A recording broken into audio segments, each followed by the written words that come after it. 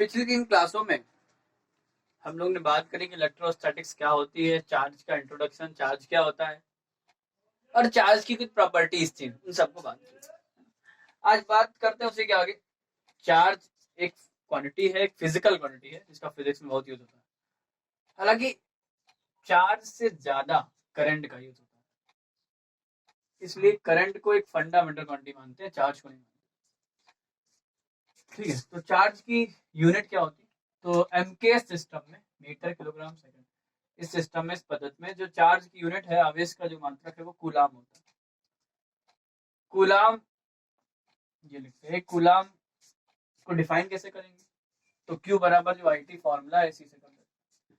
जैसे मान लो कोई तार है और उस तार में अगर 1 एम्पियर की करंट 1 सेकंड तक बहे तो उस तार में प्रवाहित जो आवेश होता है वो 1 कूलाम होता है ना। अगर ये 1 एम्पियर हो जाए धारा और टाइम 1 सेकंड हो जाए तो जो Q आएगा वो 1 कूलाम के बराबर आ जाएगा। ठीक है, तो ये होता है। तो 1 कूलाम बराबर होता है 1 एम्पियर इंटू सेकंड। ठीक है, अच्छा, कूलाम को लिखने का थोड़ा तरीका देखो। कूलाम जो है थोड़ा सा, कूलाम जब लिखते हैं तो कूलाम में कोई लोग ऐसे लिखते हैं COUL, ये गलत है।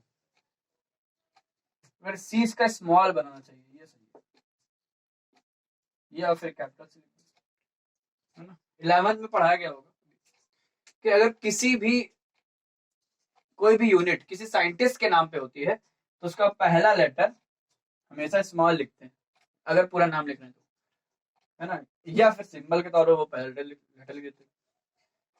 तो आवेश के बारे में, चार्ज के बारे में कूलाम ने बताया था बहुत सारी बातें। इनके बीच फोर्स कितना लगता है चार्ज के बीच, वो सब कूलाम ने बताया। तो इनके रिस्पेक्ट में चार्ज की जो यूनिट है वो कूलाम बना दी गई। ठीक है, तो कूलाम को, अब ये साइंटिस्ट का नाम है इसलिए इसका जो पहला लेटर वो स्मॉल लिखा जाएगा, या फिर ये सही है या फिर ये सही है, ऊपर वाला गलत है, क्योंकि ये तो फिर किसी का नाम हो जाएगा ना। क्या कूलाम अभी किसी का नाम नहीं हो सकता है, इसलिए पहला लेटर जब भी लिखते हैं तो वो हमेशा स्मॉल लिखते हैं, अगर वो यूनिट है तो। जैसे न्यूटन हो गया, जैसे न्यूटन हो गया, फोर्स, फोर्स की यूनिट होती है न्यूटन। अब न्यूटन, जैसे मान लो कोई बॉडी है, हमने कहा उसमें 5 न्यूटन का फोर्स लगा, F बराबर 5 न्यूटन। अब न्यूटन का N जो है वो स्मॉल लिखना चाहिए, क्योंकि न्यूटन अभी भी किसी का नाम हो सकता है। अगर कैपिटल N लिख दिया, इंग्लिश में पढ़ा हम लोग कि किसी भी जो व्यक्ति का नाम है उसका पहला लेटर उस कैपिटल लिखते हैं। अगर एक कैपिटल लिख दिया इसका मतलब ये न्यूटन नाम हो गया, मतलब कुछ सेंस कुछ बदल ही गया। मान लो मतलब ये 5 लोग हैं, कोई वो न्यूटन, 5 न्यूटन लोग हैं, वो आगे फोर्स लगाना है ना, मतलब सेंस ही बदल गया। तो याद रखना है कि न्यूटन अगर हम पूरा लिखना है तो ऐसे लिखा जाएगा 5 और स्मॉल एन, ये सही। ठीक है, या फिर ऐसे लिख दो 5 और कैपिटल एन लिख दो ना, सिंबल हो गया न्यूटन का सिंबल कैपिटल एन हो गया। जैसे एम्पियर होता है, कैपिटल ए लिखते हैं, अगर एम्पियर पूरा लिखेंगे तो स्मॉल जो है ए जो है स्मॉल बनाएंगे। तो ये सब बातें हैं, ये छोटी सी बात है, इसको याद रखना कि कोई भी मात्रा अगर किसी साइंटिस्ट के नाम पे होता है तो उसका पहला लेटर हमेशा स्मॉल लिखा जाता है, अगर पूरा लिखना है, या फिर उसका सिंबल लिखना। ठीक है, तो ये हो गया। इसके बाद सीजीएस पद्धति में, सीजीएस सिस्टम में, centimetre gram second, CGS system में जो चार्ज की 2 यूनिट होती है, एक ईएसयू इलेक्ट्रोस्टैटिक यूनिट और एक ईएमयू इलेक्ट्रोमैग्नेटिक यूनिट। अब ये 2 ब्रांचें हैं एक तरह से इलेक्ट्रोमैग्नेटिज्म की, एक इलेक्ट्रोस्टैटिक्स और एक मैग्नेटिज्म। तो इलेक्ट्रोस्टैटिक्स में जो सीजीएस यूनिट होती है, सीजीएस इलेक्ट्रोस्टैटिक्स में सीजीएस पद्धति में जो यूनिट होती है चार्ज की, वो ईएसयू होती है। ईएसयू, इसका पूरा नाम है इलेक्ट्रोस्टैटिक यूनिट, या इसी को स्टेट कूलाम बोलते हैं। स्टेट कूलाम, कूलाम के लिए सी लिख दिया कैपिटल और स्टेट की, ठीक है। या इसी का नाम फ्रैंकलिन भी है, फ्रैंकलिन साइंटिस्ट का नाम था, वो यूनिट भी बना देगी। ठीक है, और ये याद रखना है कि एक कूलाम में 3 × 10⁹ ESU होते हैं, ये ध्यान। अच्छा, एक चीज और, ESU जो है वो सबसे छोटा मात्रक होता है आवेश चार्ज। ठीक है, इसके बाद मैग्नेटिज्म में, मैग्नेटिज्म में जो है वो होता है EMU electromagnetic unit. Electromagnetic unit, ठीक है, या इसी को एब कूलाम बोलते हैं, एब, ए बी और coulomb capital C, A B और कैपिटल सी, एब कूलाम। और एक कूलाम में 1/10 ईएमयू होते हैं, ईएमयू बोलो या एब कूलाम बोलो की बात, एक कूलाम में 1/10 ईएमयू होते हैं, ठीक है। तो ये चीज याद रखनी है, ये चीज बात ये हो गया। अच्छा, जो चार्ज की सबसे छोटी यूनिट हमने बताया फ्रैंकलिन होती है, ऐसे ही चार्ज की जो सबसे बड़ी यूनिट होती है वो होती है फेराडे। फेराडे चार्ज की सबसे बड़ी यूनिट होती है, और एक फेराडे में लगभग 96,500 कूलम होते हैं। अब एक फेराडे होता क्या है, तो एक्चुअली में एक मोल इलेक्ट्रॉन का जो आवेश होता है उसी को हम, एक मोल इलेक्ट्रॉन का जो चार्ज होता है उसी को हम एक फेराडे बोलते हैं, ठीक है। अब एक मोल इलेक्ट्रॉन कितने होते हैं, तो एक मोल इलेक्ट्रॉन का मतलब हो गया जो एक सुना होगा एवोगाड्रो नंबर, एवोगाड्रो नंबर क्या होता है, किसी भी जो एवोगाड्रो नंबर होता है 6 पॉइंट कैपिटल बराबर होता है 6.02 × 10⁻23।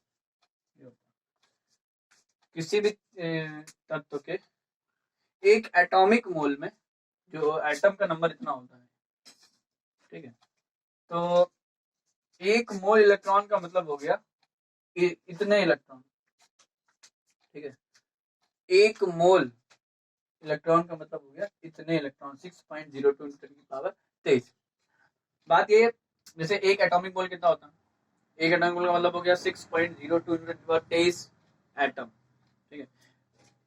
तो किसी भी तत्व के अगर हम परमाणु भार को, एटॉमिक वेट को ग्राम में लिख दे तो उसे ही एक मोल बोलते हैं, ठीक है, उसे ही एक एटॉमिक मोल बोलते हैं। और किसी भी तत्व के एक एटॉमिक मोल में जो एटम का नंबर होता है वो 6.02 × 10⁻23 होता है, ठीक है। तो ऐसा ही इसमें है कि एक मोल इलेक्ट्रॉन बोले तो 6.02 × 10⁻23 इलेक्ट्रॉन, इतने इलेक्ट्रॉन होंगे एक मोल इलेक्ट्रॉन, और इतने इलेक्ट्रॉनों को जो चार्ज होता है उसे ही बोलते हैं एक फेराडे।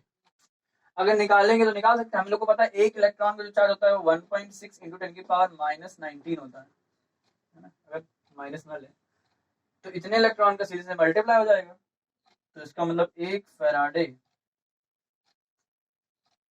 जो आएगा बराबर, इसका मल्टीप्लाई कर दे वो 1.6 × 10⁻−19 × 6.02 × 10⁻23।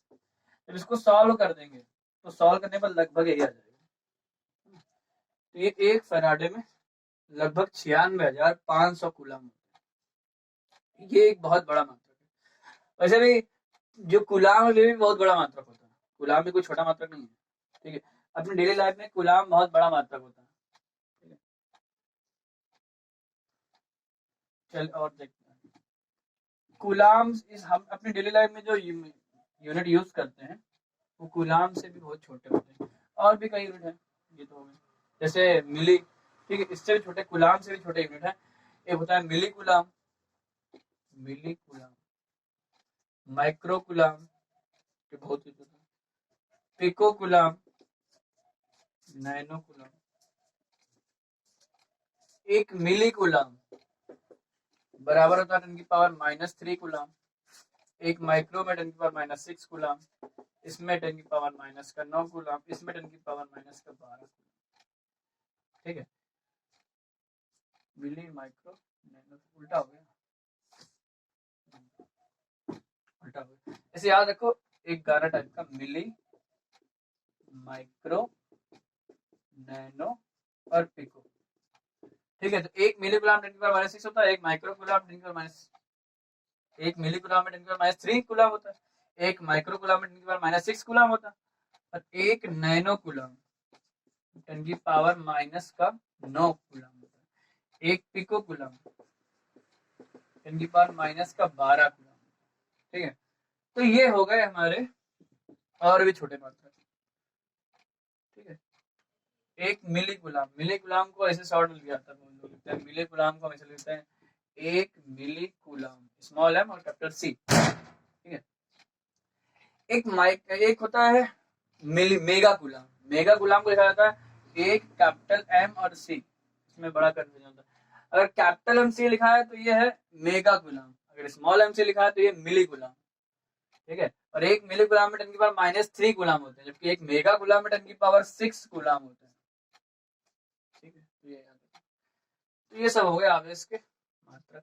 ये सब आवेश के छोटे छोटे मात्रक है जिनका यूज होता रहता है। ठीक है, तो ये हो गया चार्ज की यूनिट्स के बारे में।